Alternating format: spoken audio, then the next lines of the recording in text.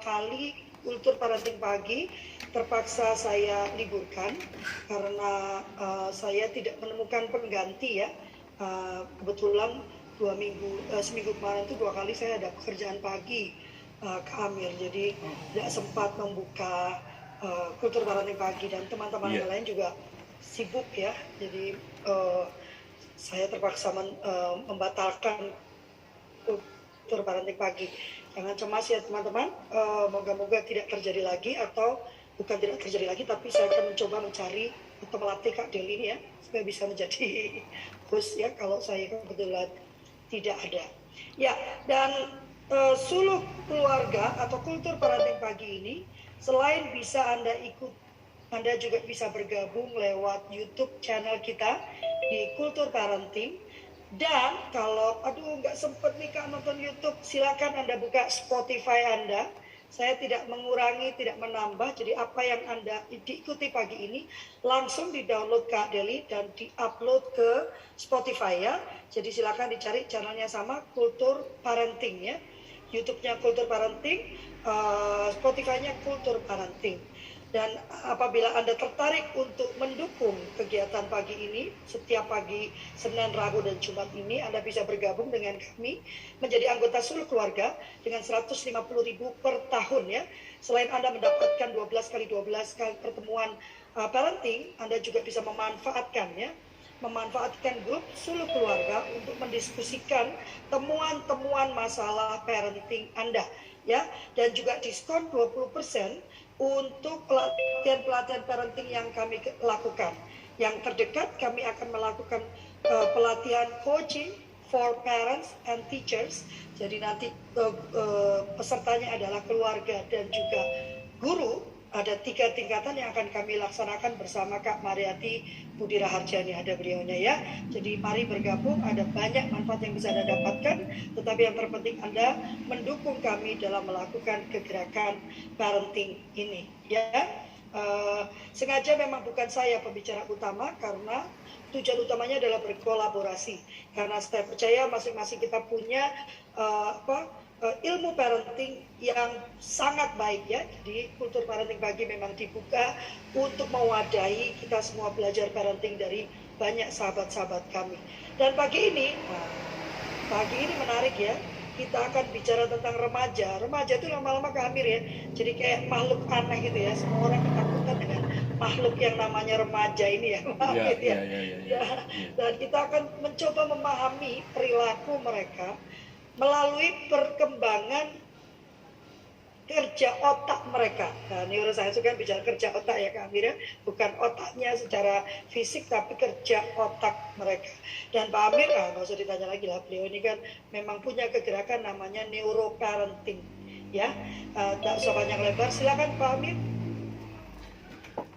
Bismillahirrahmanirrahim. Assalamualaikum warahmatullahi wabarakatuh. Selamat pagi.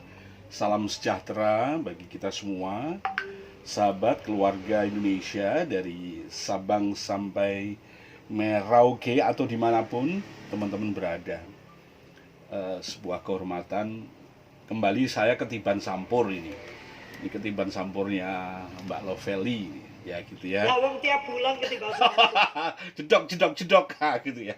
Ya biasanya sekaligus kalau ketiban sampur begini juga belajar gitu ya. Bersama belajar di pagi hari ini ya, saya Dr. Amir Suhdi dari Sekolah Neuroparenting. Kita niatnya belajar bareng ya. Mohon izin teman-teman, ini ada Kakak Irwan ya. Kak Irwan, sehat ya Kak Irwan? Oke. Alhamdulillah dong. Masyaallah. Ini seru banget gitu. Ya, ini ada Dr. Ika Devi ya gitu ya, di SPD. Ini kebetulan anak saya juga masih PPDS di penyakit dalam ini. Sekolah lagi mereka. Kita ya sudah, biar dinamika sekolah biar jadi lebih seru. Dan teman-teman semuanya, senang sekali kita membahas tentang remaja ya. Kalau dalam neuroparenting itu ada 3 state yang harus kita perhatikan ya, pengasuhannya. 0 sampai 7 tahun ya, di atas 7 tahun sampai 12 tahun, delaynya sampai 13-14 tahun. Kemudian di atas 14 tahun sampai 21 tahun ya, delaynya sampai 25 tahun. Paling banyak yang kami ubek-ubek di neuroparenting itu di 0 sampai 7 tahun. Itu paling banyak. Bahkan kalau saya sendiri diundang dalam waktu yang sama gitu ya, suruh ngisi anak SMA atau anak TK, saya pilih anak SMA terus terang. Saya pilih anak TK. Ya, karena betul-betul TK ini betul-betul basic sekali. Aduh, saya pikir teman saya ini Bunda Mariati ya, gayanya hampir sama. Baik, tentang remaja, oke ya. Ngobrol-ngobrol sama teman-teman psikiater beberapa waktu yang lalu, mereka itu gile gitu. Apa dok? Remaja sekarang banyak sekali yang datang di tempat praktek. Waduh. Terus kalau sudah remaja yang datang, mulailah saya pusing. Kenapa? Karena penyelesaiannya harus melibatkan orang tua. Sementara orang tua yang memiliki anak-anak, tanda kutip, anak remaja yang bermasalah, hampir bisa dipastikan kaku nepol gitu ya. Kaku pol banget gitu bahasa itu atau Alkisah akhirnya jadi pusing sendiri kan gitu ya. Berapa kasus yang case yang saya ikut membantu nangani teman-teman ya. Kalau sudah patologi saya berikan ke teman-teman psikiater gitu ya. Kalau masih fisiologi ya, kita membantu mengaktifkan piranti-piranti otak yang seyogianya dia diaktifasi ya, gitu ya. Ada seorang ya, terima kasih Dokter Ika Devi ya, oke. Semoga ini Dokter Ika juga bisa, adapun Bunda Lovely dilempari sampur aja. Ya teman-teman, saya sudah menjadi seorang engkong ya, seorang kakek, seorang yangkung gitu ya. Anak saya sudah menikah, saya sudah punya cucu ya, sudah punya cucu satu. Sekarang masih satu orang yang masih remaja, kelas 11 ya. Dinamika remaja sangat luar biasa. Seorang ibu mengeluh sama saya, dok, anakku itu gitu ya, pada saat usia sebelum SMA ke bawah itu begitu berprestasi gitu. Begitu berprestasi ya, ikut lomba ini berprestasi gitu. Oke, memasuki COVID ya, kok langsung melerek, langsung turun terus prestasinya. Bahkan sempat dinyatakan tidak naik kelas. Apa yang terjadi ini sebenarnya? Dari kajian, dari komunikasi lebih dalam saya temukan salah satunya ayah ibunya terlalu sibuk ya. Ayah ibunya terlalu sibuk dan anak melakukan sebuah ekspresi perilaku ya gitu ya, agar diperhatikan oleh orang tuanya. Salah satunya yang dia lakukan adalah mulai ngambek ya gitu, mulai ngambek belajar dan seterusnya gitu kan. Nah, salahnya ngambek belajarnya itu digantikan dengan bermain game. Nah, salahnya itu ya. Kalau sudah masuk di game, maka hati-hati, di sana ada banyak traps ya, apalagi internet game. Wah, banyak trap di sana, ada banyak jebakan-jebakan yang membuat jebakan itu kita bisa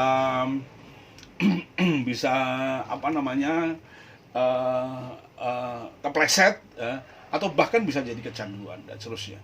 Dan efek daripada menggunakan internet games dengan rupa intensifnya membuat anak yang dulunya berprestasi itu menjadi turun terus ya gitu ya, dan bahkan sekarang berkecenderungan menggunakan handphone dengan waktu yang tidak terkontrol dengan baik gitu ya.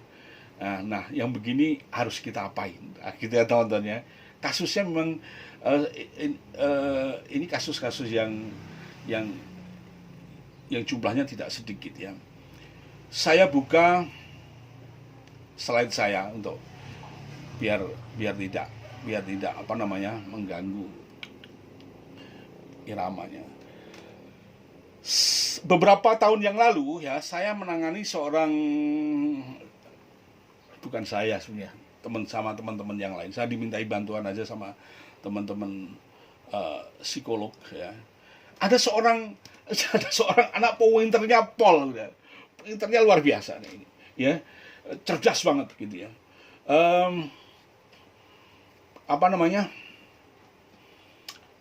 Di tahun pertama dia kuliah di suatu kampus yang sangat bonafit di Indonesia. Ya, letaknya di Jakarta gitu ya. Wah, di sana prestasi, di sana IP-nya 3 terus gitu ya. Artinya 2 semester karena dia hanya 1 tahun di kampus itu.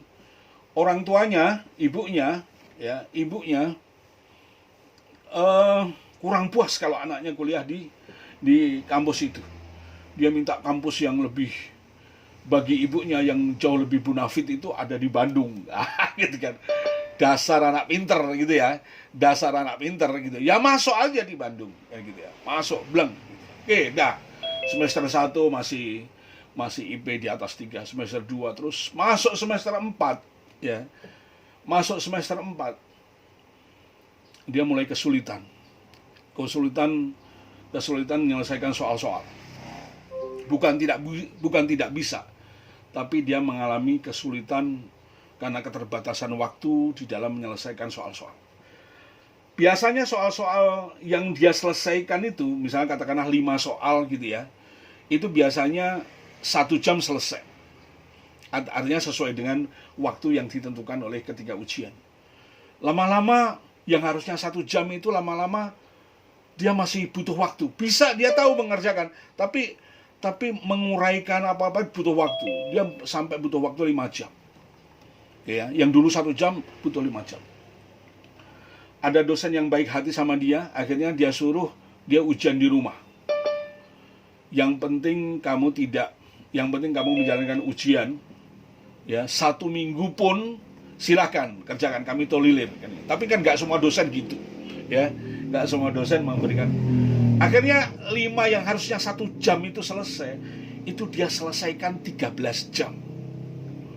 Bayangkan ini, 13 jam itu setengah hari. Itu kalau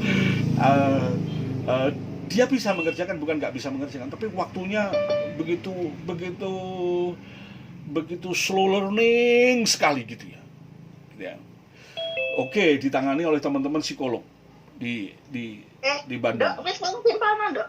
Nggih, Bon. Udah ya, saking asiknya. Sampai di mana tadi? Ya, saking ininya akhirnya teman-teman psikolog, gimana Dokter Amir ini? Saya minta bantuan teman-teman neurolog untuk memberikan, saya diskusi sedikit. Kemudian teman-teman neurologi itu pernah belajar tentang neurobehavior ya. Saya bilang, Dok, minta bantuan gini ya, sudah ya. Akhirnya kita menggunakan fMRI, Dok, kalau bisa, atau positron emission tomography atau PET. Waduh, susah, Dok, di sini gitu ya, susah, Dok ya. Ini tulisan ini foto dari advisnya ya, Oke ya. Ya udah, kalau begitu pakai MRI biasa aja gitu ya. Yang terjadi seperti ini, teman-teman ya. Yang terjadi setelah difoto biasa pakai MRI biasa ya, tidak fungsional ya. Ditemukan adanya hipokampus kiri mengalami sklerotik. Sklerotik itu bahasa awamnya mengkeret gitu aja lah. Kalau teman-teman mengkeret, mengkeret ya. Mengkeret gitu aja. Kalau teman-teman kalau kehujanan gitu ya, terus kedinginan gitu, naik motor kehujan dingin kan gitu ya, Anda buka sarung tangan Anda pasti di ujung-ujung gini ya. Ini kamera ada di sini, ada di sini. Jadi kadang-kadang ujung-ujung sini mengkeret gitu ya. Hampir sama, walaupun tidak sama persis, hampir sama juga. Lebih sklerotik dibandingkan yang di sebelah kanan. Sklerotik dan mengecil pasti. Kalau sklerotik berarti mengecil. Anda bayangkan itu, hipokampus kiri mengalami pengecilan gitu ya. betapa sulitnya dia membuat satu proses berpikir data dan seterusnya, ya gitu ya. Dan syukurnya tidak ditemukan hal yang patologi yang lainnya, termasuk ada masa ada barang tertentu gitu di intrakranial yang lainnya ya. Cukup hipokampus sebelah kiri yang sklerotik yang ukurannya lebih kecil daripada yang sebelah kanan, dan kita periksa kembali tidak mengalami atrofi. Atrofi itu ya sudah mengarah ke kematian sel gitu ya, atrofi ya teman-teman ya. Nah, Anda teman-teman mengetahui bahwa belahan kiri otak itu ada belahan kanan, belahan kiri. Belahan kiri itu mengelola seluruh aktivitas belahan kanan tubuh ya, sementara belahan kanan dari otak mengelola aktivitas belahan kiri ya gitu ya. Oke. Teman-teman perhatikan, meskipun kelihatannya rumit, ini tak sederhanakan. Kalau otak sebelah kiri banyak berurusan dengan kemampuan analisa. Jadi pada saat dia kuliah di salah satu kampus yang bonafit sekali di Bandung ya, di bagian yang penuh analitik, dia kesulitan ya, bukan tidak bisa, kesulitan. Karena salah satu perangkat belajarnya ya, otak belajar itu yaitu hipokampus mengalami pengecilan gitu ya. Singkat cerita Alkisah ini ceritanya menarik, sampai saya diskusikan oleh pembimbing saya Profesor Taruna Ikrar juga untuk melakukan ini ya, pas beliau jadi staf ahli di Gatot Subroto di saat itu. Sekarang beliau kan sudah jadi ketua KKI Indonesia ya. Sampai lakukan kajian, sayang orang tuanya tertutup ini, sayangnya itu ya. Saya ingin mendalami apakah ini karena penyakit, apakah karena dari data medisnya ya gitu. Rata-rata normal, termasuk gula darah normal. Biasanya ini kan kadang-kadang gula darah dan seterusnya, atau penyakit metabolik yang lainnya relatif normal kan gitu kan. Dan maka salah satu-satunya yang harus kita bidik adalah apakah ada kelainan atau trauma dalam keluarga yang persis yang diriset oleh yang namanya Lisa Elliot. Ya, Lisa Elliot itu melakukan satu riset terhadap babynya sendiri gitu ya, mulai dari kandungan sampai dilahirkan, dan ternyata beliau juga memberikan laporan ada efek terhadap tumbuh kembang otak sebagai dampak daripada trauma dalam keluarga. Cuman data riset seperti itu memang amat sangat sedikit ya di neuroscience ya. Oke ya, singkat cerita kami masih ngambil kesimpulan bahwa di keluarga, pendidikan di keluarga cukup otoriter ya. Anak-anak kalau otoriter sih bisa pinter anak-anak. Cuman aktivitas subkortikalnya, otak bagian subkortikalnya rata-rata mengalami gangguan yang sangat bermakna gitu ya. Salah satunya adalah hipokampus, ini bagian otak bagian dalam gitu ya. Terus singkat cerita kami rekomendasi untuk pindah fakultas gitu ya. Pindah fakultas yang banyak cara berpikirnya menggunakan dominansi otak belahan kanan ya, seperti arsitek dan seterusnya, itu dominansi, meskipun belahan kirinya juga memerlukan, tapi dominansinya dia belahan kanan ya. Singkat cerita seperti itu ya. Neuroscience bisa memberikan sumbangsih ya untuk menyelesaikan persoalan-persoalan yang buntu ya gitu ya. Ini kajiannya sangat luar biasa teman-teman di psikologi klinik ya. Ujung-ujungnya salah satu di dari sisi neurologi ya gitu ya, didapatkan case seperti ini ya. Terima kasih teman-teman. Oke, lanjutnya ya, remaja itu adiksi pasti ya gitu ya. Kenapa adiksi, nanti tak beritahu kenapa kok mudah adiksi remaja itu ya.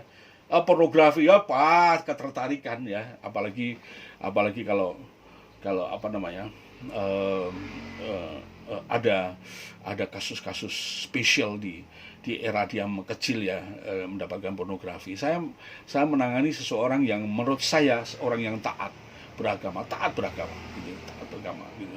Tapi dia kalau 1 minggu nggak nonton film porno, seperti sakau dia, seperti sakau. Saya nggak mengatakan sakau, seperti sakau. Jadi dia gelisah gitu ya.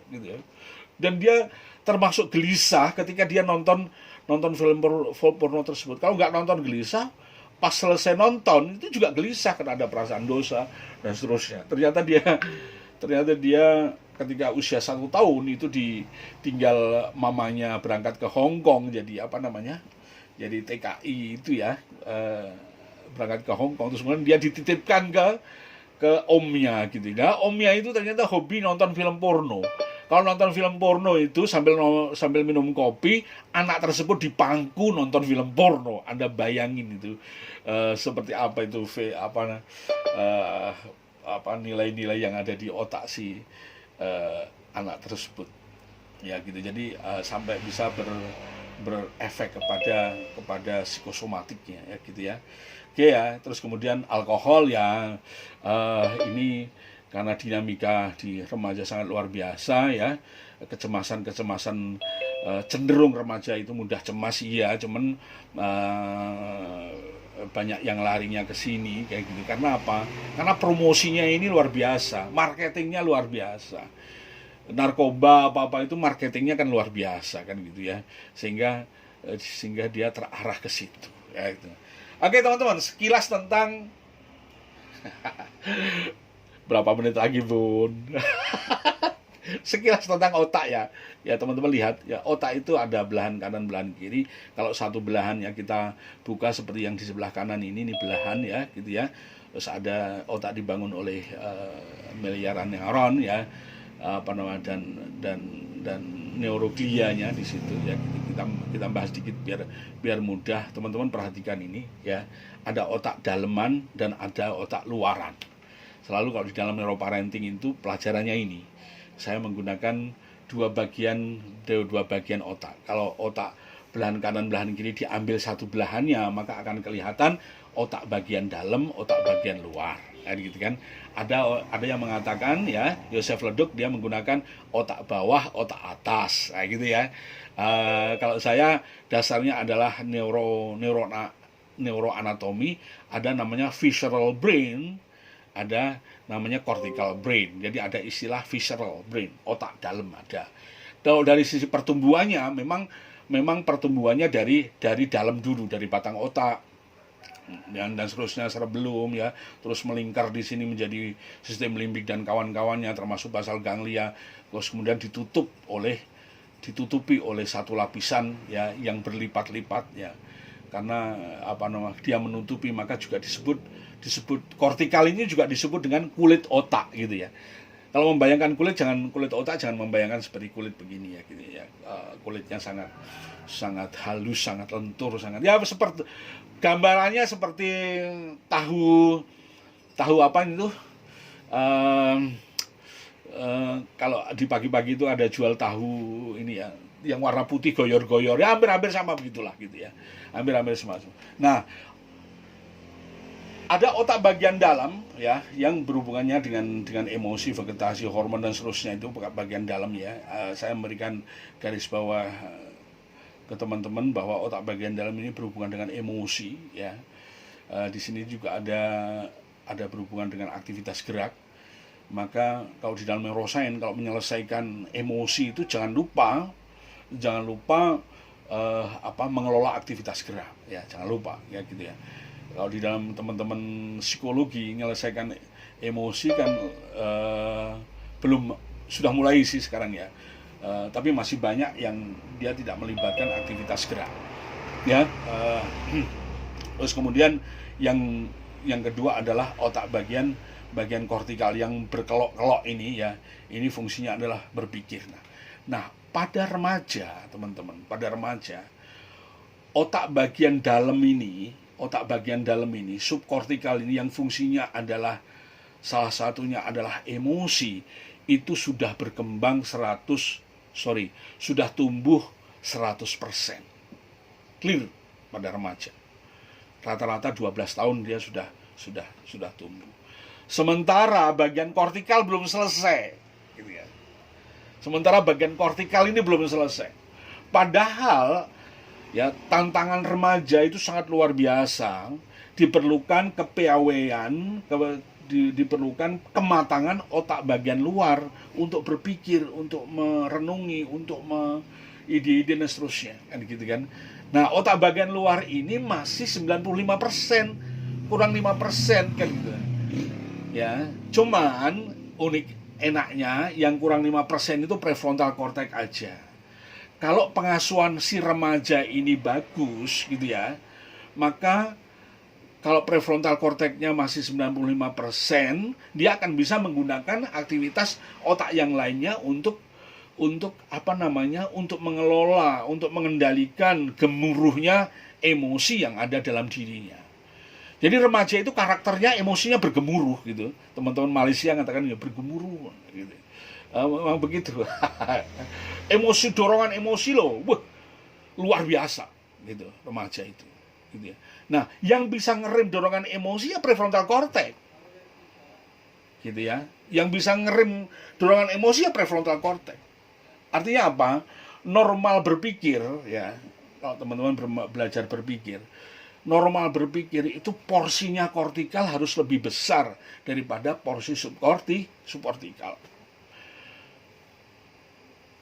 Oke, normalnya itu porsi kortikal ya, region ya, harus lebih kuat daripada subkortikal region normal. Nah ini berhubungan bagaimana cara membuat kuat ya. Ini berhubungan dengan pengasuhan. Anak-anak yang si remaja yang di masa kanak-kanaknya dia menjalankan kehidupan pengasuhannya dengan sangat baik gitu. Pengasuhannya sangat baik ya.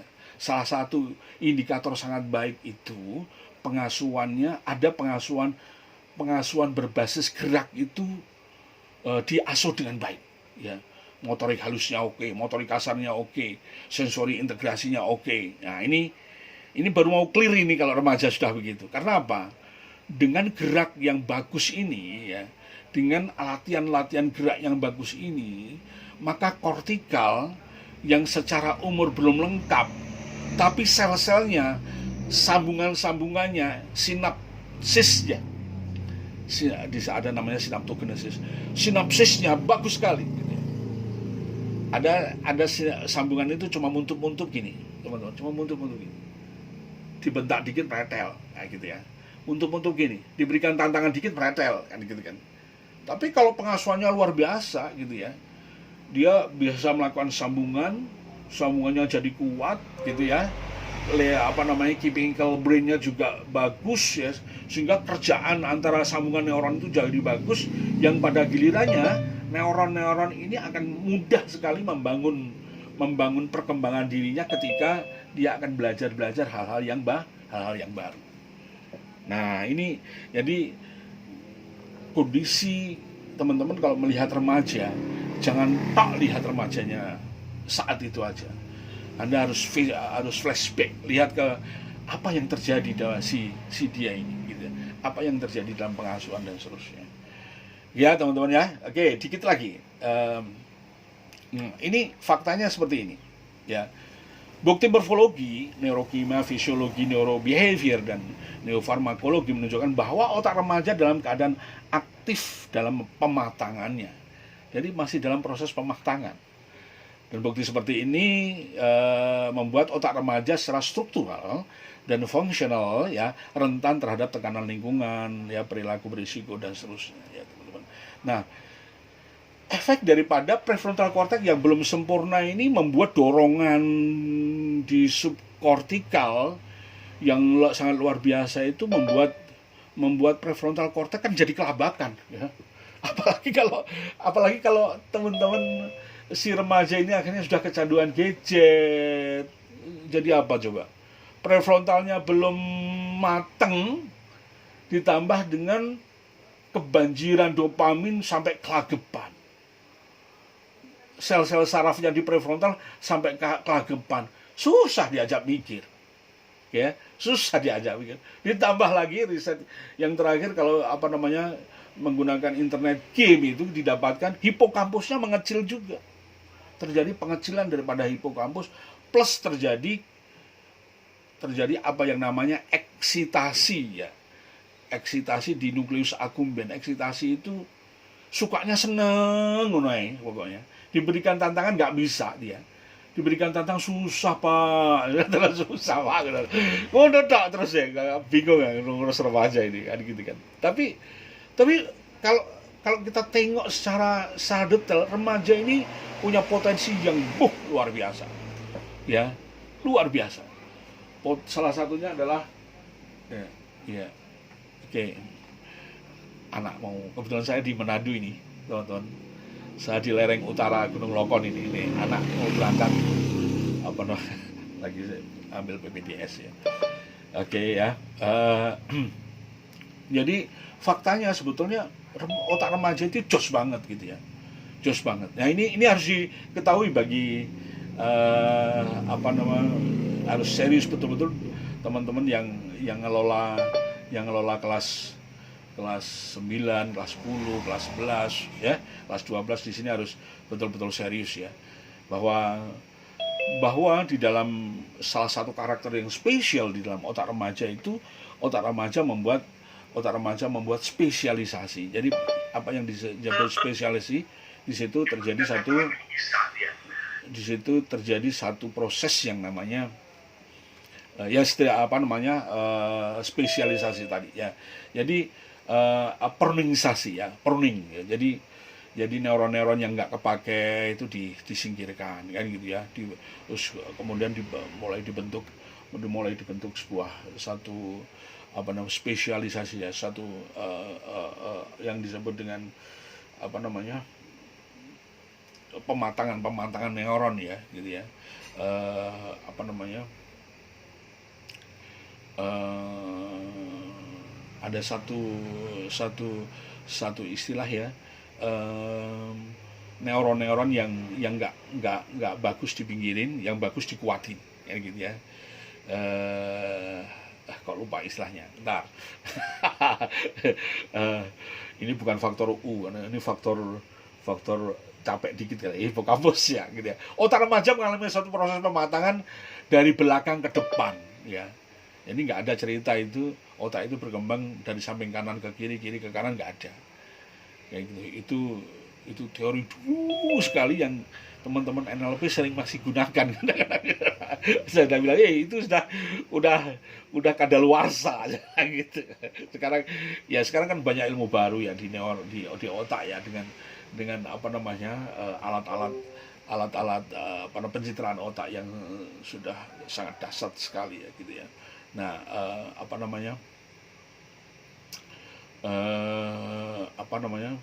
proses spesialisasi ini ya,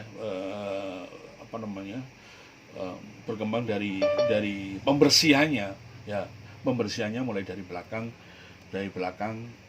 sampai kemudian ke depan, karena memang salah satu kinerja daripada otak begitu, dari otaknya dari belakang ke depan, kemudian ke belakang. Oke. Apa yang harus kita lakukan remaja dengan kondisi otaknya seperti ini ya teman-teman? Ini perhatikan ini teman-teman, saya berikan ada 3 hal. Remaja mengambil lebih banyak resiko biar gitu ya, tapi Anda dampingin. Nah gitu. Dia nggak apa-apa gitu ya. Ya, jadi kalau teman-teman orang tua khususnya, atau para pembimbing, para coach, kalau ininya remaja gitu, teman-teman harus bisa menjadi pendamping. Jadi pengasuhan di era 0 sampai 12 tahun sudah harus disingkirkan, udah beda banget. Harus jadi teman ngobrol, harus jadi teman jadikan curahan curhat ya gitu ya. Maka salah satu skill yang harus dimiliki oleh orang tua ketika memiliki putra putrinya remaja ya, orang tua harus memiliki kemampuan yang namanya listening empathic ya, kemampuan berpikir empathic ya. Ini nanti kalau teman-teman ingin belajar lebih dalam ya, usahakan remajanya yang ikut ya. Kalau remajanya ikut, bonusnya orang tua, gitu kan. Ini hari Rabu Kamis kami membuka workshop dengan bonus dengan bonus thinking skill untuk remaja ya. Kita mempetakan gaya berpikirnya remaja ini seperti apa, dan pada gilirannya kita akan tahu bagaimana cara dia merespon, cara dia berpikir, dan nanti ujung-ujungnya bisa dicocokkan untuk apa karya-karya apa yang cocok untuk dia gitu ya. Nah, pertama, teman remaja ini karena sukanya resiko ya gitu ya, dan maunya itu dilakukan ya, maunya dia melakukan ya resiko itu gitu ya. Maka orang tua membimbing, mendampingi. Kalau ngengkel aja, kadang-kadang kita lepas ya wes kan gitu ya. Ya pesannya jangan mati ya nak. Ya kadang-kadang orang tua sudah tahu akan terbentur kan, tapi anaknya ngotot ya wis lah dicoba gitu. Kadang-kadang perlu ya.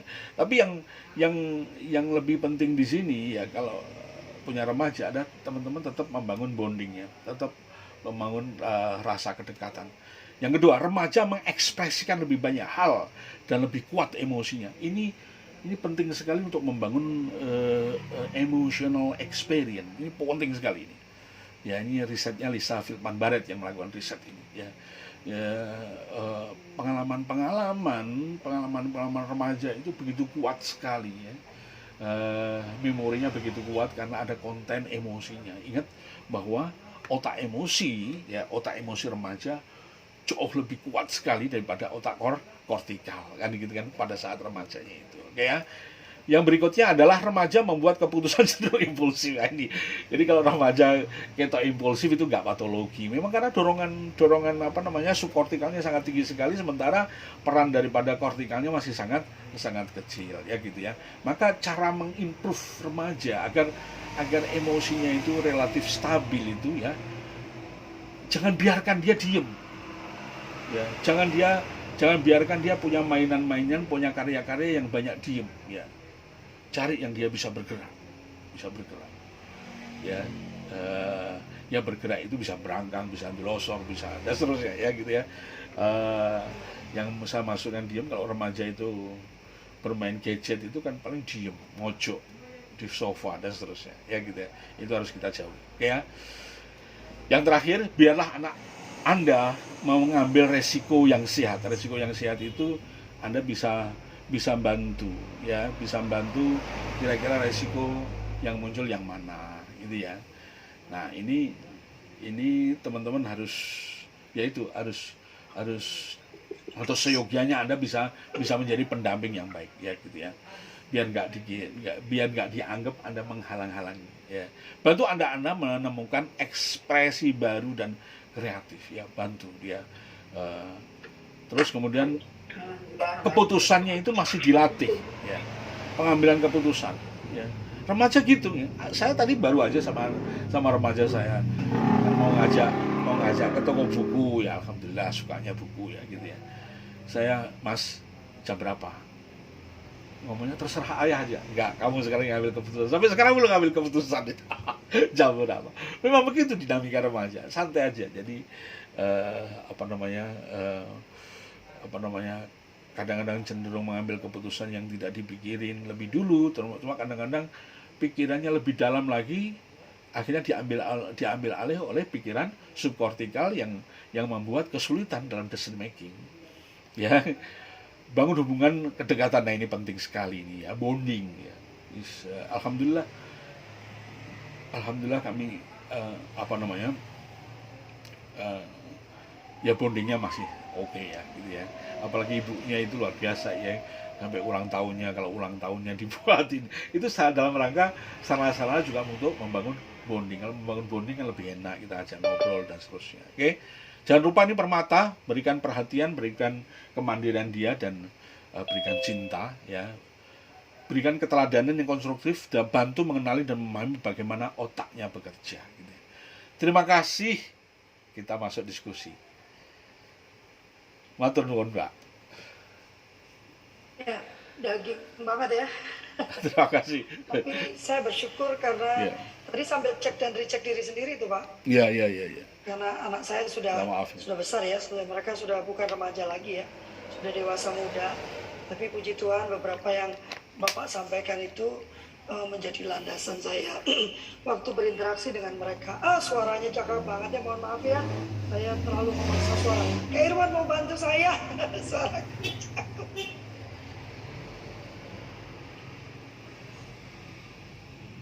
Ini ada beberapa suaraku banyak nyanyi mungkin itu. Iya, karena puji Tuhan 2 minggu ini menerjemahkan terus minggu kan pelayanan di gereja ya. Jadi suaranya dikeber habis. Ini ada beberapa pertanyaan nih. Mohon maaf ya teman-teman ya, suaranya. Kak Irwan mau bantu saya membacakan atau gimana? Kayaknya suaraku jelek banget. Saya bantu bacakan deh. Sebentar, mengisi absen ini dan materi dalam komunitas keluarga. Ini bukan, ini masih pengumuman. Banyak bermanfaat menyelesaikan masalah emosi dengan melibatkan perasaan dok. Konkretnya dok, gitu, dari Kak Elizabeth nih. Iya. Materinya oke, berarti beliau minta konkretnya gitu. Iya. Iya. Konkretnya teman-teman perhatikan ya. Konkretnya begini. Kalau anak-anak punya, ada remaja yang ide liar, remaja itu ide liarnya luar biasa. Karena creative thinking itu harus dibarengi dengan kondisi emosi yang baik ya. Namun creative thinkingnya dia itu tidak dianalisa risikonya gitu ya. Terus pokoknya buat kan gitu kan. Pokoknya buat, silakan aja gitu ya. Nah, kalau sudah level begitu, Anda perhatikan, kalau saya analisis resikonya ini sampai membuat cilaka dia atau enggak ya, membuat kecelakaan dia atau enggak, minimal sampai mengancam jiwanya. Kalau tidak, ya monggo aja gitu ya, silakan aja gitu ya. Dulu pernah anak-anak itu bermain api ya gitu, sampai satu ketika dia bermain sedotan ya. Saya perhatikan aja mau sedotan, saya sudah tahu itu nanti sedotan kalau kena tangan, nah itu panasnya luar biasa. Sesudah saya ngomong loh, diteteskan di tangan, tes, biar aja, yang paling melepuh dan seterusnya kan gitu. Tapi sudah itu ya sudah selesai, kita nggak perlu. Nah, kalau Anda berhadapan dengan anak-anak yang idenya luar biasa, bahkan ada kesalahan-kesalahan pada remaja, dan kesalahan itu pertama kali gitu ya, Anda nggak usah berikan punishment yang terlalu, nggak usah. Targetnya pertama, anak atau remaja Anda tahu bahwa yang dilakukan itu salah. Oke ya. Dan salahnya itu ya, contoh kesalahannya itu tidak terjadi pada Anda berdua, ayah dan bundanya kan gitu. Dia mencontoh yang lain gitu. Jadi targetnya di situ ya. Sehingga apapun yang dilakukan oleh anak remaja itu adalah bagian dari belajar tumbuh. Kalau di dalam neuroteaching ya, yang saya ampu ada istilahnya namanya belajar, tumbuh dan berkembang. Itu karakter neuron gitu. Jadi biarkan dia dari pengalaman itu belajarnya menjadi tumbuh, bukan belajarnya jadi ciut ya gitu ya. Silahkan melakukan eksplorasi sedemikian rupa sehingga yang asik itu kalau anak melakukan eksplorasi terus kita diajak diskusi, itu asik pol itu, dah itu seneng banget deh gitu ya. Nah, kalau sudah diajak diskusi, Anda harus memposisikan sebagai teman. Nah, ini yang penyakit orang tua nih ya, Anda harus punya posisi sebagai teman. Nah, kalau posisi sebagai teman, persis seperti teman Anda SMA dulu loh. Pas dia curhat gini, Anda gimana sikap Anda gitu ya. Maka salah satu skill yang harus dimiliki oleh orang tua seperti ini adalah yang saya sampaikan tadi, namanya listening empathic. Listening empathic adalah satu kecakapan untuk menyimak tanpa mengevaluasi, tanpa menganggap kau salah nak, kau benar, tanpa targetnya aku mengerti kau nak, sudah itu aja. Targetnya di situ, gitu ya. Targetnya orang tua mengerti dan anak paham kalau dimengerti. Targetnya di situ aja. Nah, ini skill yang seyogianya seyogianya dimiliki ya oleh orang tua ya, gitu ya. Oke, yang kedua adalah tadi saya katakan bahwa cara anak memutuskan sesuatu itu impulsif. Melakukan kadang-kadang, dan ini yang normal aja impulsif. Ada bayangan yang nggak normal. Yang nggak normal itu para orang tua yang mengasuh anak putra putrinya di 0 sampai 7 tahun itu cenderung otoriter, gitu ya, cenderung otoriter itu indikatornya apa? Anak menjadi anak penurut. Ya, saya ulangi, cenderung otoriter itu Anda bisa amati anak-anak itu penurut, kurang ide tapi penurut. Isu ini yes, ini tapi penurut ya. Seharusnya orang tua mendidik anak untuk menjadi taat pada aturan main. Ya. Nah, ini antara anak menjadi penurut dan anak menjadi taat ini beda areanya, ya. Kalau menjadi penurut, yang kita geber, yang kita sikat adalah subkortikalnya, otak emosinya. Nah, kita tahu bahwa subkortikal ini otak binatang yang ada pada manusia. Jadi kalau Anda membuat kerbau kita penurut, gitu ya, Anda sikat aja subkortikalnya. Dengan cara apa? Melubangi hidungnya, nyeri, akhirnya tarik ke sana, tarik ke sini. Oke. Dan itu bisa Anda lakukan ketika putra-putri Anda masih berusia 0 sampai 12 tahun. Tapi kalau itu yang terjadi, Anda harus siap-siap anak putra-putri Anda yang masuk remaja akan menjadi remaja yang pembangkang. Wah, dia sudah mulai uji coba dia, ya gitu ya. Karena ketika orang tuanya usir, dia lari bener. Karena dia sudah punya geng di sana dan seterusnya, kan gitu. Nah, ini teman-teman harus perhatikan ini. Ya, apalagi kalau teman-teman mengasuhnya dengan otoriter, segera berubah. Ketika remaja Anda sudah hadir, segera berubah Anda, gitu ya. Karena betul-betul mengganggu tumbuh kembang otak anak, gitu ya. Nah, bagaimana cara tidak otoriter?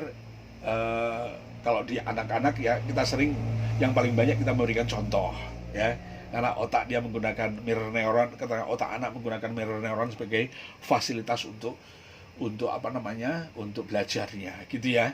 Terus kemudian berikan contoh ya gitu, dan pastikan berikan suasana yang bahagia. Itu harga mati itu untuk anak-anak gitu, karena suasana yang bahagia itu akan menjadi bekal pembangunan emosi, pengalaman emosi yang pada gilirannya pengalaman emosi itu akan menjadi bahan pembangun pola pikir remaja Anda, gitu ya. Nah, kalau pengalaman emosi di masa kecil itu berantakan, gitu ya, Anda asuh dengan temperamental, gitu ya, maka emosi yang temperamental ini akan menjadi bahan untuk membentuk pola pikir remaja Anda, gitu ya. Ini otoriter itu beda dengan keras ya, beda dengan suara keras ya, gitu. Kalau teman-teman bergaul dengan teman-teman Manado ya, Ambon ya, NTT, ya, itu suaranya keras-keras kan ya. Tapi dia ada kelembutannya di perhatian ya, di pengakuan ya, dan seterusnya gitu. Jadi anak butuh yang itu, gitu ya. Itu realisasinya sih seperti itu ya. Terus kemudian yang penting, tidak kalah pentingnya itu bonding, kedekatan kita dengan anak ya. Indikatornya apa? Kalau bonding Anda bagus ya, Anda sebagai tempat curhatan. Kalau Anda sebagai tempat curhatan dan yang mencurhat itu remaja Anda, berarti Anda orang tua yang sukses. Serius ini, gitu ya. Karena susah. Lu saya sendiri juga ada yang deket, ada yang kadang-kadang yang yang lebih sukses itu istri saya gitu ya. Istri saya lebih sukses, dia bisa banyak. Kalau ibu-ibu kan banyak jurusnya tuh, dekat dengan anak kan, mulai dari membuat masakan yang disukai anak gitu kan, mulai membuat racikan-racikan menu untuk ulang tahun, wah semacam-macam lah gitu ya. Ya begitulah gitu ya, seperti itu. Siapa dari Bunda siapa tadi Bang? Bunda Elisa ya.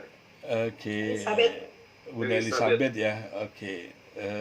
Ini banyak juga Dok. Ini Iya. 40 tadi 48 47 sekarang. Saya juga sebetulnya promosi juga ke teman-teman di angkatan, hanya mereka juga sedang ada webinar dengan kasat.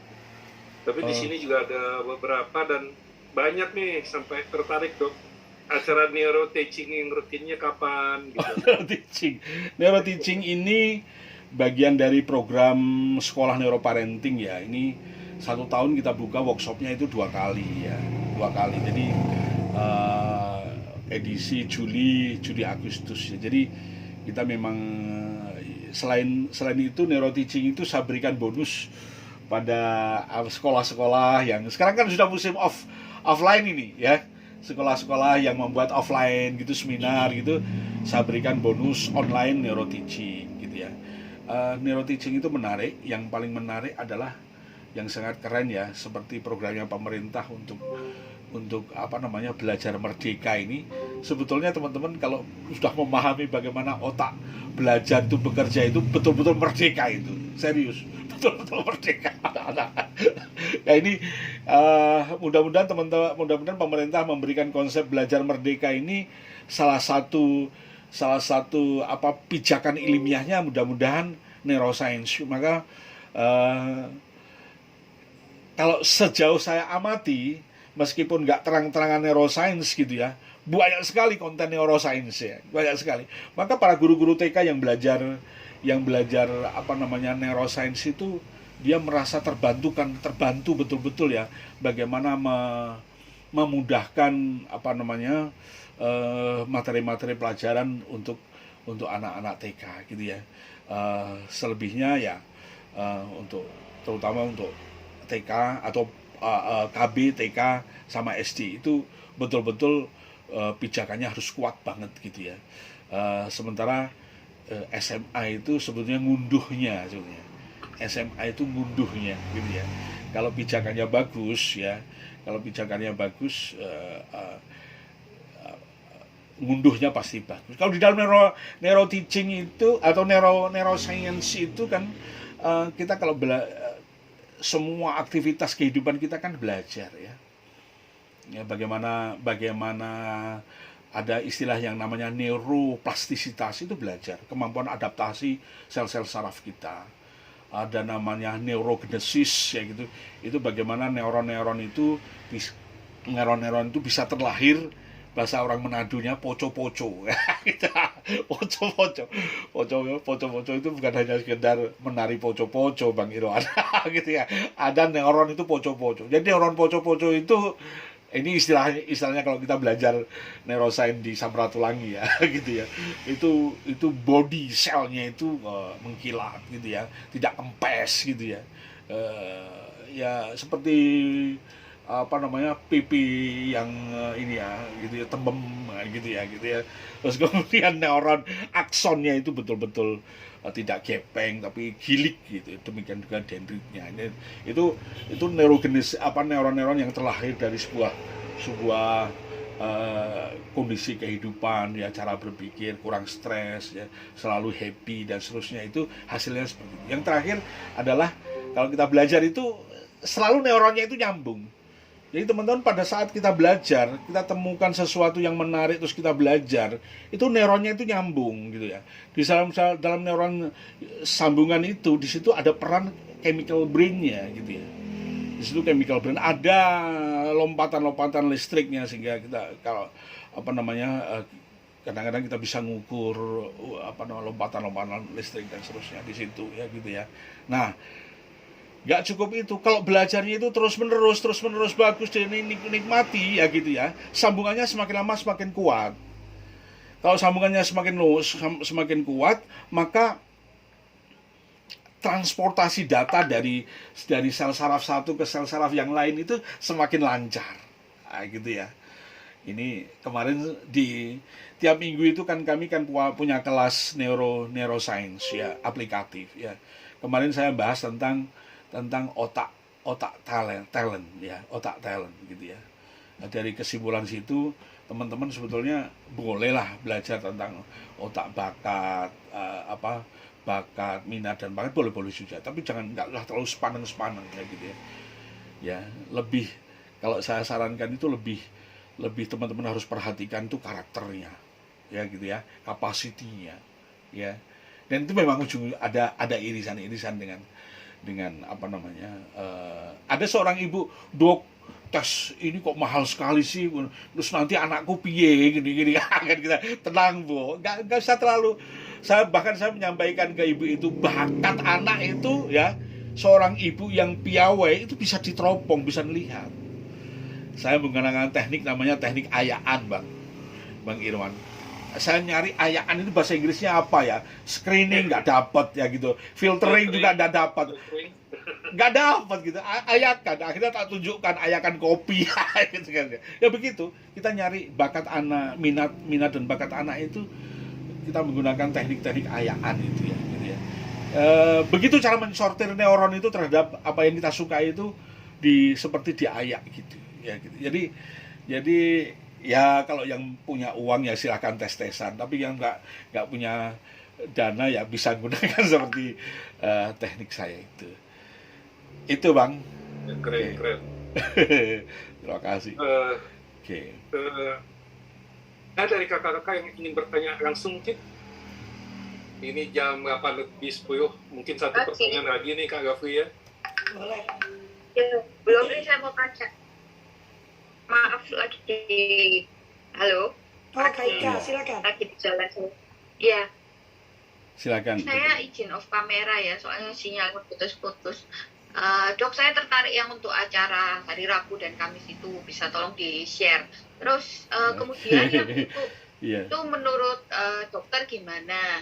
Dan yang tadi kan fase perkembangan remaja itu kan ada sampai usia yang terminal terakhir gitu ya. Terakhir itu nggak salah sampai usia berapa? 25, 21, apa 25. Berarti kalau memang kita sudah kadung salah nih untuk 2 term pertama, apakah masih mungkin untuk memperbaiki pada term terakhir? Kebetulan anak saya kan anak saya tuh gifted disleksi dengan ADHD. Nah, saya nggak tahu ya kalau untuk psikolog itu mereka mengatakannya seperti itu gitu. Nah, itu kira-kira mempengaruhi nggak dalam keputusan emosi? Mestinya kan semakin gitu ya. Karena saya melihat anak saya ini kecenderungannya sebagai remaja memang dia suka nyoba, Dok. Dan nyobanya tuh aneh-aneh. Kayak misalnya dia pengen belajar menulis bahasa Inggris.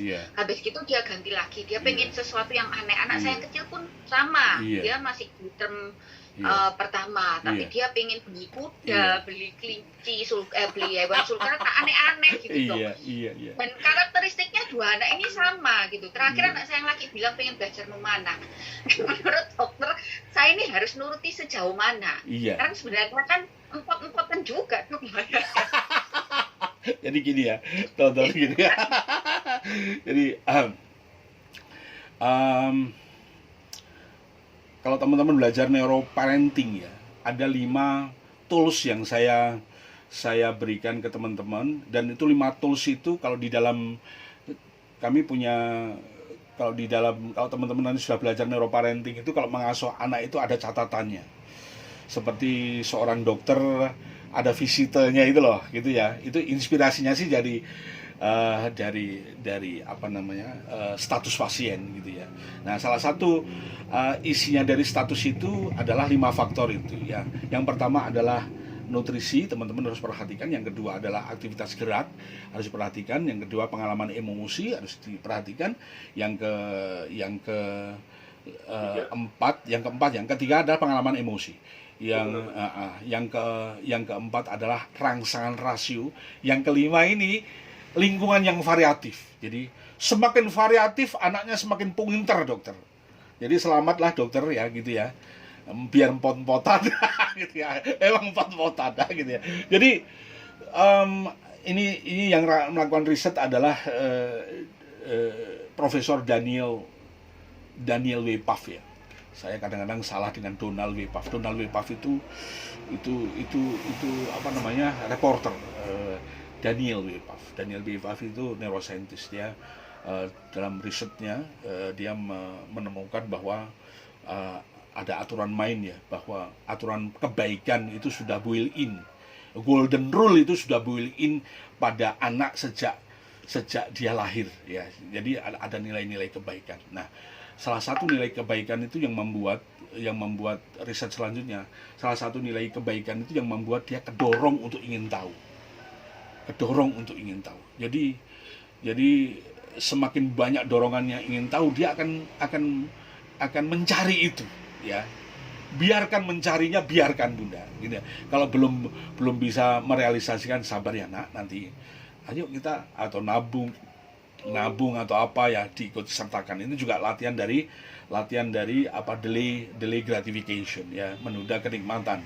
Risetnya yang melakukan Walter Mischel itu ya, itu juga bisa dilakukan itu. Nah, sebetulnya pikiran dorongan-dorongan seperti itu kita mungkin dulu ya nggak sehebat itu gitu ya, maka kita menganggap aneh Dok ya.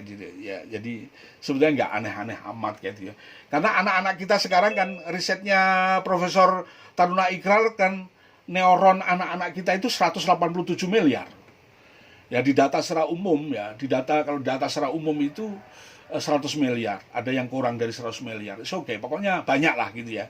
Cuma anak-anak kita neurogenesisnya lebih kenceng daripada kita kan gitu kan. Berarti kalau itu dioptimalkan, kemampuan kecerdasan anak-anak kita juga akan lebih kenceng kayak gitu ya. Dari sisi makanannya, nutrisi yang tadi ya, DHA, omega 3, omega 6, wis macam-macam lah gitu ya. Itu memungkinkan apa namanya, porsi neurogenesis, porsi kelahiran neuron-neuron itu jauh lebih banyak ya. Profesor Taruna Ikrar melakukan satu riset yang begitu detail ya di California ya, gitu ya. Nah, maka itu sejauh kita bisa, dokter, kita fasilitasi ya. Tapi memberikan fasilitasi, teman-teman nanti bisa nengok, ada YouTube saya sederhana ya tentang neuroparenting ya. Di Dr. Amir, di YouTube Dr. Amir, atau di YouTube Sekolah Neuroparenting. Teman-teman bisa, teman-teman kalau mengguide atau bahasanya mengasuh anak-anak kita, panduannya itu, kalau anak 0 sampai 7 tahun, panduannya itu panduan gerak dan panduan emosi. Selama aktivitas itu tidak mengganggu perkembangan tumbuh kembang otak gerak dan otak emosi, sok monggo, silahkan gitu, apa saja gitu ya, apa saja. Saya ada satu dokter putri ya, di Palembang, beliau juga alumni neuroparenting practitioner ya waktu itu ya. Dia punya anak yang kedua, putri yang kedua ini lahir prematur gitu ya, resah dia gini. Saya bilang, Dok, pastikan jantung paru-parunya oke. Cek paru-paru ya, biasanya kalau lahir prematur itu kan paru-parunya bermasalah ya, cairan di paru-paru itu kurang terproduksi bagus. Ternyata paru-parunya oke. Kalau sudah oke. Otaknya, Dok, kita bimbing kan gitu kan. Kita sesuaikan dengan usia, kebutuhan. Jadi yang membimbing siapa? Pertumbuhan otak gitu ya. Otak kita itu asiknya itu nggak tumbuh jenggelek langsung sempurna, asiknya tahap demi tahap, dan itu bisa kita pelajari dengan seksama ya. Serius ya teman-teman, saya membimbing neuroparenting itu sejak 2008 gitu ya. Alhamdulillah tidak ada error system, dan seluruh prodi, hampir semua ya prodi kampus yang bagian PAUD itu sudah menguji coba kayak, kalau dia undang saya berarti kan uji coba kan. Dia undang saya gitu, dan ini bahkan UNES nanti tanggal 28 berarti besok lusa ya gitu kalau nggak salah ya, itu paskanya yang belajar ini. Itu teman-teman pelajari pelan-pelan, kalau nggak ngerti terus pelajari ya gitu. Kalau Anda sudah ngerti, asik sekali sebagai pemandu ya. Kan neuroscience itu sifatnya kan complementary science kan gitu. Bisa melengkapi kan gitu ya. Dia tidak akan merusak ilmu Anda gitu. Justru akan melengkapi. Memang belajarnya tidak jenggelek ya, selesai ya gitu ya. Karena otak sendiri semakin dipelajari saya juga semakin nggak ngerti sebenarnya ya, semakin dalam semakin bingung gitu.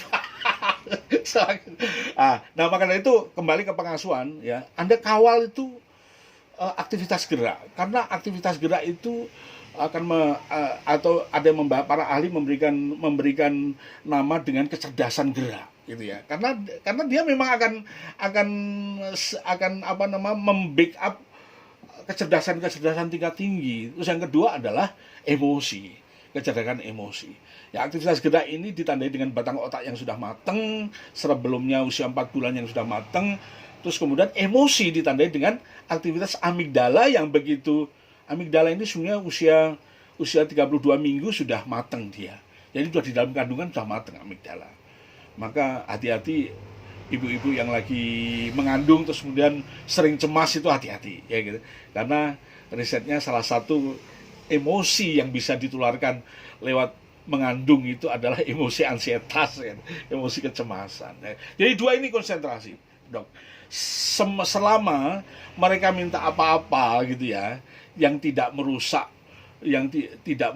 dua kecerdasan ini, bahasa saya kecerdasan gerak sama kecerdasan emosi, sok monggo aja. Mengapa saya sering keluar anak-anak usia di bawah 0 sampai 7 tahun, jauhkan dulu dari bermain gadget. Itu bukan berarti saya akan menjauhkan anak-anak dari teknologi gadget, kagak gitu ya. Saya ingin para orang tua ini lebih konsentrasi kebutuhan anak itu, karena 0 sampai 7 tahun itu basic banget ya gitu. Saya udah nanya ke semua ahli ya gitu. Basic banget gitu ya. Dan di situ kalau ambrol, anak Anda pinter tapi nggak bisa bersaing. Anak Anda pinter tapi cepat putus asa. Anak Anda pinter tapi jugetan dan seterusnya. Dan bahkan bisa pinter ngeles. Kalau pinter ngeles nanti ujung-ujungnya kan akhirnya tidak berprestasi kan gitu kan. Kan kalau kita di training itu jangan sampai kita ini ngeles kan gitu kan, justru kita keep kesalahanku, terus kemudian bagaimana cara memperbaikinya, itu yang jauh lebih penting. Dan ini fenomena ini terjadi di Indonesia, teman-teman. Makanya itu yang paling harus diwaspadai sebenarnya bukan remajanya. Kadang-kadang kalau cuek saya itu kadang-kadang ya sudah remaja ya wis mau jadi opo misalnya gitu ya. Ini hitungannya ketika kos kita sedikit kan gitu kan. Kalau kos kita banyak ya kita garap semua gitu. Tapi prioritas itu PAUD ya, PAUD, TK, SD prioritas. Gini ya, prioritas. Cuman terus kemudian kalau SMA ternyata sudah nggak bisa ya, alhamdulillahnya bisa, Dok ya. Kita kan ada satu teori neuroscience di abad 21 yang sangat hebat, itu yang namanya neuroplasticity. Bahwa karakter itu bisa dirubah. Ya, cuma memang effortnya berbeda gitu ya. Ya, upayanya berbeda gitu ya. Saya pernah nangani, banyak nangannya, tapi ini nangani yang agak agak berat gitu ya, karena dia mengatakan bahwa dok, saya itu bangga kalau saya itu marah, jadi marah itu bangga ya, marah itu bangga. Bahkan saya ngomong marah punya tendensi nanti bisa hipertensi. Saya hipertensi, Dok, tapi saya kontrol gitu ya, bisa kena stroke. Saya sudah kena TIA, Dok.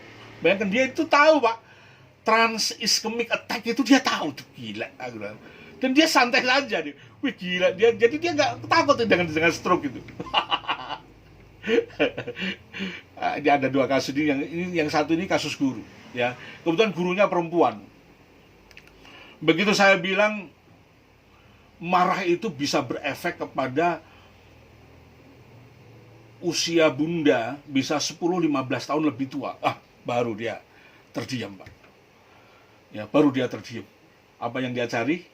Cermin. Ya muncul seret-seretnya di sini. Ini kumpulan-kumpulan kortisol yang kalau kita sering marah itu sering mengendap di pinggiran-pinggiran otot wajah itu. Wah dia betul dia. Iya dok, masa orang lain ngomong satu itu 10 tahun lebih tua dari usia saya. baru dia mau mengelola marah ini. Ini satu. Yang kedua adalah seorang manajer yang harusnya dia sudah jadi top manajer gitu Pak gitu. Jadi manajer junior terus ya gitu ya. Sampai satu ketika itu dia baru mulai engeh itu dapat SP. Dapat SP karena setiap dia marah, setiap rapat selalu marah. Setiap rapat selalu marah. Saya tanya, kenapa sih Pak? Aku itu kalau marah dihargai orang dong. Wah, oh iya, iya. Dan aku bangga sekali gitu. Wah, edan. Baru terakhir dia dapat SP akan dikeluarkan, baru dia, loh, marahku ternyata berefek kepada anakku jadi terganggu, bisa terjadi terganggu sekolahnya, istriku terganggu jatah apa namanya belanjanya dan seterusnya. Baru dia ngeh Pak, gitu. Baru dia akan merubah, ya, baru dia merubah dan dia sukses merubah itu, ya. Jadi bisa dong, bisa merubah, tapi memang yang pertama kalau sudah remaja, dia harus paham betul bahwa ini merusak diriku. Itu penting sekali. Kalau itu dia jadikan values, waduh susah. Pol susahnya. Aku menyerahkan, bukan menyerah ya. Kadang-kadang perlu bantuan teman-teman ya. Bantu dong ini membongkar values ya gitu ya. Tadi malam saya sesi coaching ya. Saya ada kelas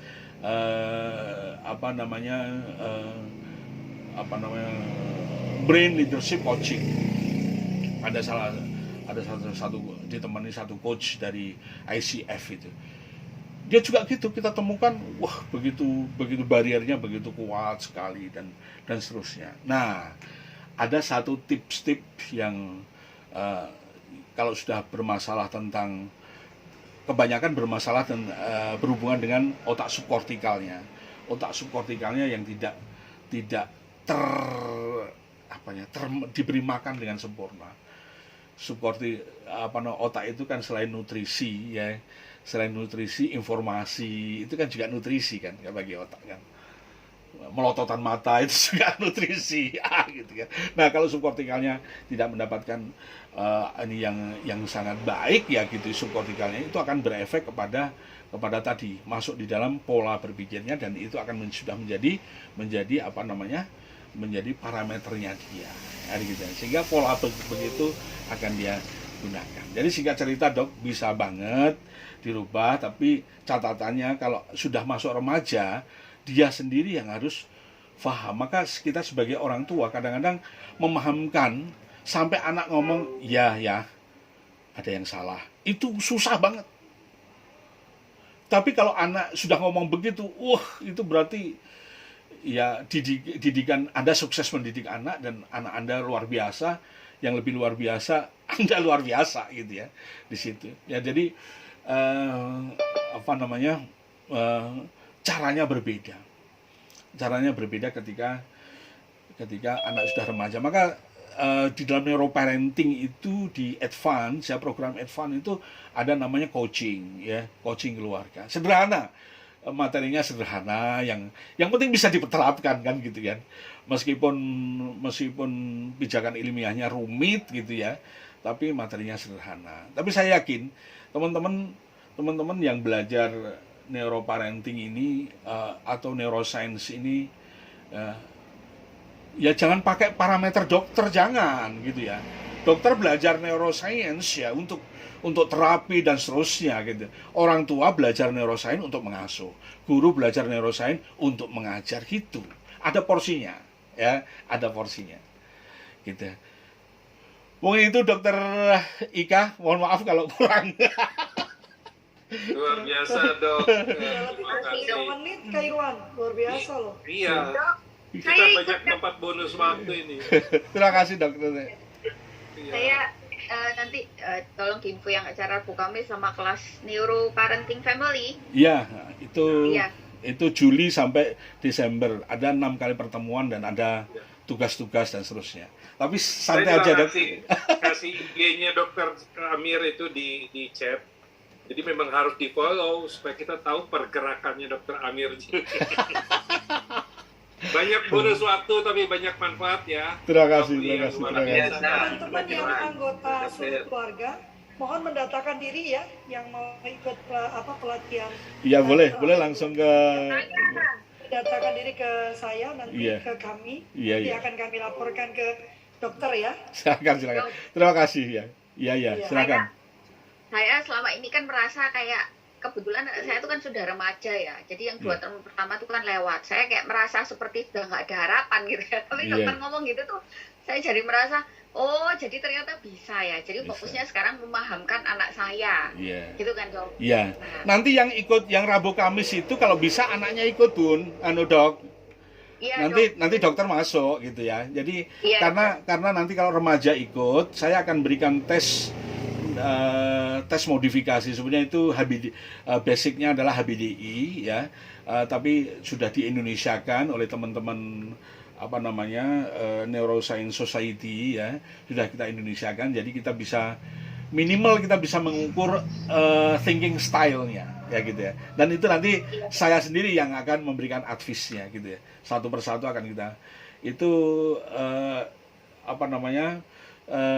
Rabu Kamis ini banyak bonusnya, termasuk bonus tes itu yang harganya 800.000 nah, gitu ya. Jadi monggo kalau yang punya remaja nggak ikut ya, lu harganya berapa? Kalau nggak salah cuma 150. Kalau ada yang punya remaja ikut, jangan disingkirkan, jangan dilupakan. Ini basicnya bukan statistik ya, basic ilmiah, meskipun ya menggunakan pendekatan seperti MBTI seperti itu, tapi bukan MBTI. Oke ya, itu aja. Ya, sudah lebih 30 menit teman-teman ya. Wah, Terima kasih. dan hari ini luar biasa loh, ada 45 orang ya. Nah, bermanfaat ya, sangat bermanfaat ya saya rasa. Saya tutup ya Kak Irwan, karena nanti kasihan nanti makin keluar semua nanti ya. Dokter, Ya, ke sip. Kak